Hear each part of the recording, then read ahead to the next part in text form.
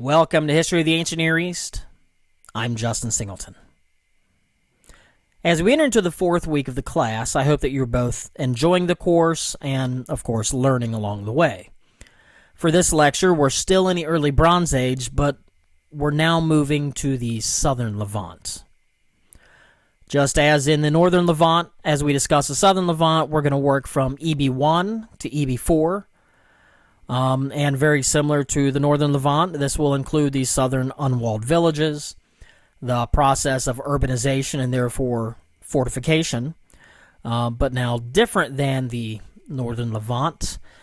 Finally, we will discuss the collapse of the southern society and the deflation of the south.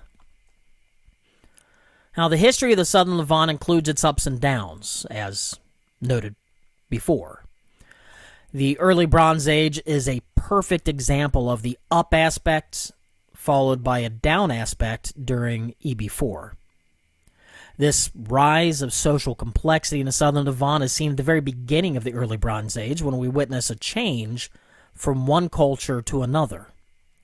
Now, this is something to be expected in the land between two worlds, being squeezed between the powers of Egypt and Mesopotamia. The beginning of the Bronze Age in the Levant is notable primarily because there's that sharp cultural shift in materials that we had just mentioned, suggesting the introduction of a completely new people group. Prior trade between Egypt in the south and Byblos in the north may have been one reason for the immigration of a different people group into Canaan, introducing Semites into the land. Additionally, cultural affinities between the southern Levant and the Kura-Roxas tradition suggest a Caucasian presence in the land, these people being contemporaneous with the early dynastic I period of Mesopotamia and spreading across northern Mesopotamia into the Zagros Mountains and, as noted, into the Levant. Along with material cultural differences, settlement patterns themselves change. The late Chalcolithic settlements becoming largely abandoned and EB1 settlements becoming more abundant. Late Chalcolithic and early Bronze I transitional phases are difficult to identify, but some sites do retain a small degree of continuity. As in the northern Levant, the southern Levant at the very beginning in EB1A tended toward mobility. And craft specialization, long-distance trade were minimal. Unlike the north, the southern Levant at this time contained an Egyptian presence and was incredibly impacted by that region. By EB1B, another noticeable shift in settlement patterns occurred as the Levant moved toward urbanization, which is to say a rise in small, unwalled villages primarily located in the alluvial plains along the coast. In fact, there's a sizable increase in the number of sites, suggesting not only a sedentary move, but a demographic rise. In fact, the Egyptian presence in the south of the Levant steadily grew, becoming Egyptian colonies, though the interactions between the southern Levant and Egypt were more or less peaceful.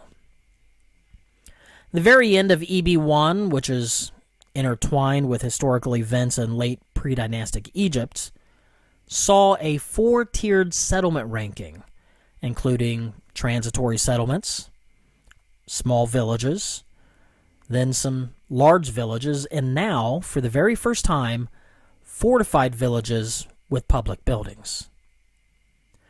During EB2, more than 50 fortified towns were built in southern Levant, Cisjordan alone. A true urban atmosphere arrived.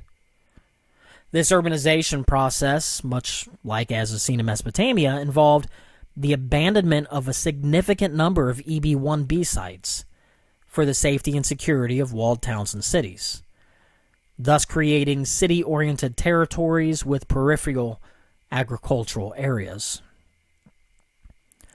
This reform, by necessity, means that a deep social change occurred in the land at this time, including a ranked social structure as seen through access to differing resources, the deployment of individuals for public building projects, craft specializations, and bureaucratic mechanics. An increase in craft specialties is typical of urban spheres, as individuals are no longer tasked with the production of every single family necessity. Instead, for example, one family might be tasked with an agricultural occupation, while another is tasked with ceramic production, leaving each the time to perfect his own craft. Because of this move towards specialties, specific ceramic types such as the North Canaanite metallic ware of EB2 are created in specialized workshops at a single site and then distributed throughout the region. Egyptian demand for southern Levantine products such as copper from the Sinai and bitumen from the Dead Sea created something of a desert polity in the south, stimulating the urban rise in that region. But from the Second Dynasty forward, trade with Egypt had ceased, choosing instead a seaward trade route to Byblos in the north. The collapse of the desert polity that had been a byproduct of Egyptian dominance allowed for southern Levantine cities in the north to overtake the southern region, ushering in EB3. During the EB3 phase, urbanization intensifies, growing larger and containing elaborate structures. Palaces begin to be built, for example at Megiddo, which contained a palace made up of around 20 rooms, corridors, and courtyards, the building being located nearby a monumental temple. Around 12 sites in the southern Levant show long stratigraphic sequences and are highly fortified, exhibiting wealth disparities among the people, which suggests a highly developed social classification. Additionally, the appearance of the horticultural production of grapes and olives at this time suggests centralized organization of at least these crops, as the amount of time it takes to grow them, along with the major risks of losing the crops, are not consistent with low-key subsistence farming. Thus, EB3 stood as a time of richness.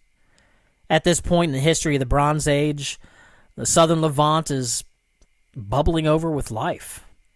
Ceramics are now rather standardized, with cubic karak ware being crafted and distributed over a large geographical area, including ceramic evidences of feasting rituals, such as oversized platters.